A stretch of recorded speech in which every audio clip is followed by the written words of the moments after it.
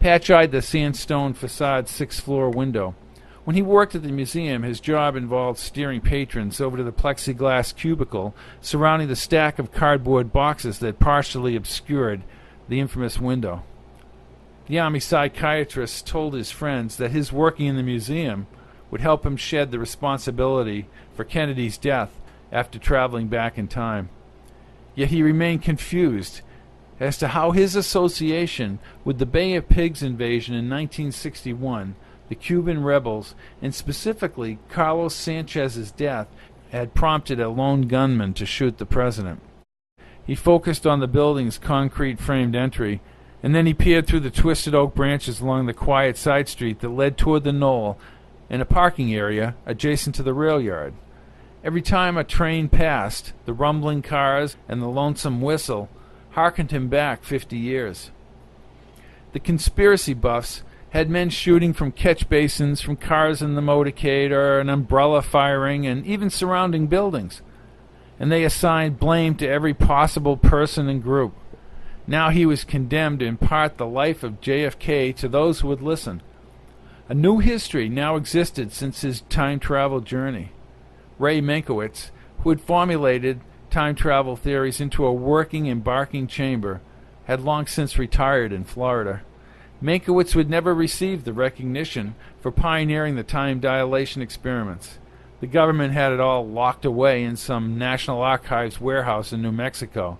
They lied to Kate about his death, and she married someone else. From a distance, he had seen her family years ago. Now he floated in a comfortable limbo.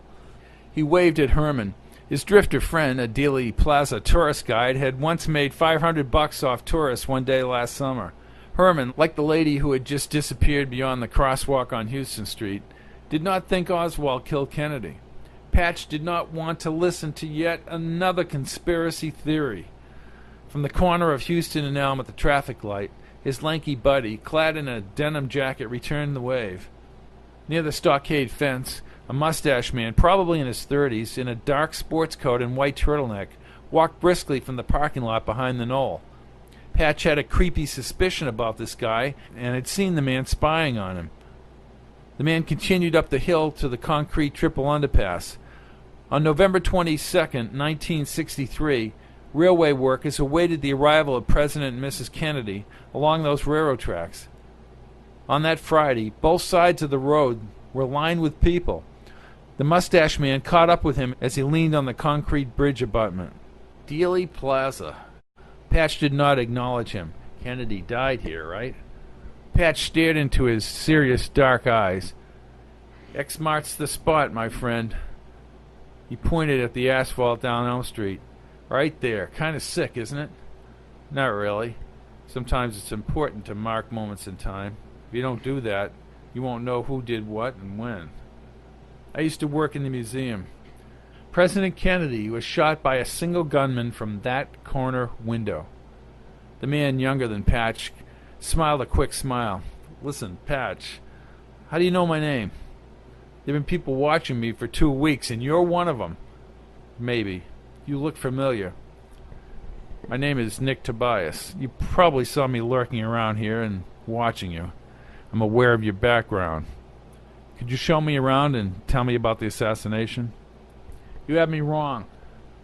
I'm down here to promote the life of John F. Kennedy and not speculate on some crazy conspiracy theory.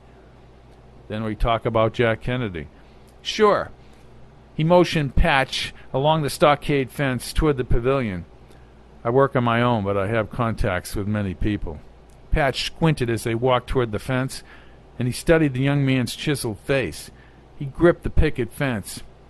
Conspiracy theorists believe there were shooters right up here behind this stockade fence, among other locations.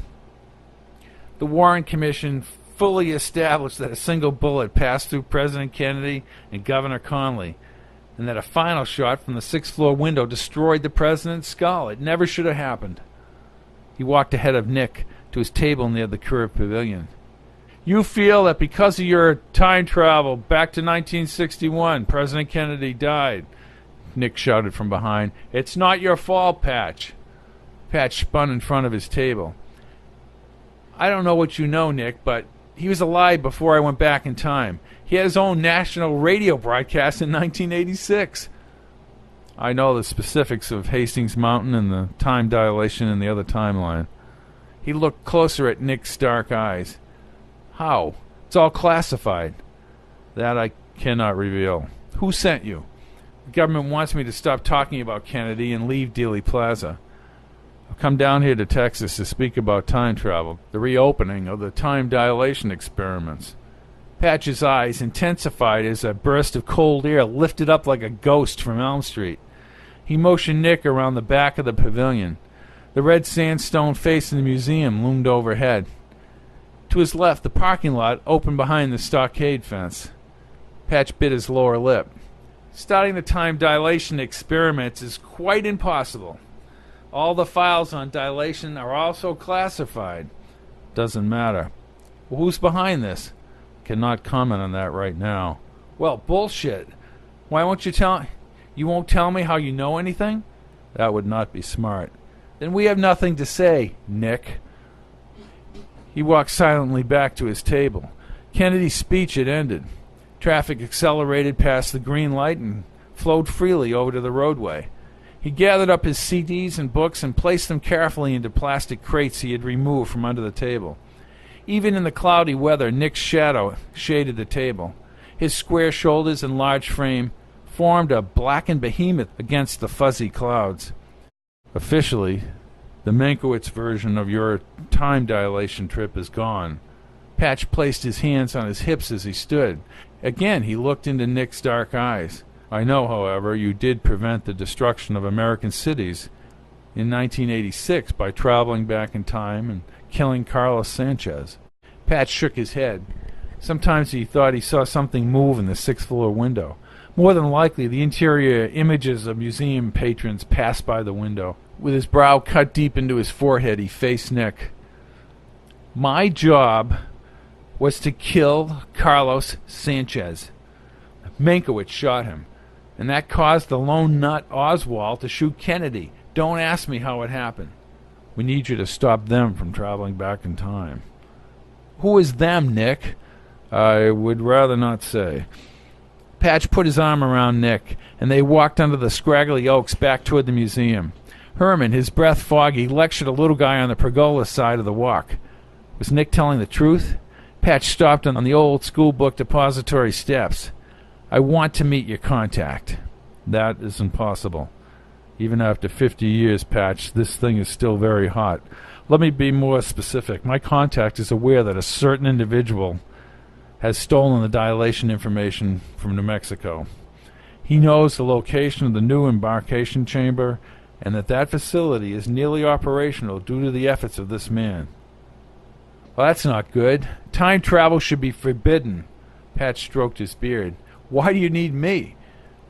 Nick smiled for the first time and panned to the sixth-floor window. Patch, I can't tell you that right now. You're a pain in the ass, you know that? I risk other people getting involved. Then more people have been watching me. Yes. Many times Patch had tried to envision the world as it once existed with Kennedy alive in 1986. If you could send me back to 1963, I would indeed prevent what happened here. Yes, sir. I'd step right into the street and stop the damn motorcade. Nick looked into his eyes for the longest time. I cannot guarantee that I can send you back to 1963, Patch. Will you help us? Patch stared at the worn X on the asphalt and pressed his lips. The cold air stung his face, and then he faced Nick. I'll think about it.